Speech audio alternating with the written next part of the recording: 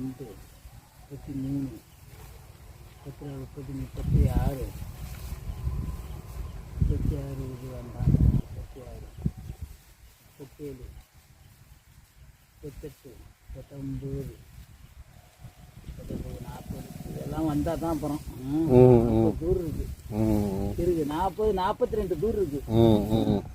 இந்த பாருங்க எல்லாம் தண்டு உருண்டு போச்சு பாரு, தண்டு எல்லாம் உருண்டு போச்சு. கதிர் வர்ற டயர்லாம் அடுத்த மாதம் ஃபுல்லாக வந்துடும். தூர் பரவாயில்ல எல்லாம் வந்துடும். இல்லை பரவாயில்ல, 40 குறையாம இருந்தாலே நல்லா இருக்கும். 40 குறையும். தூர் நல்லா இருக்கு.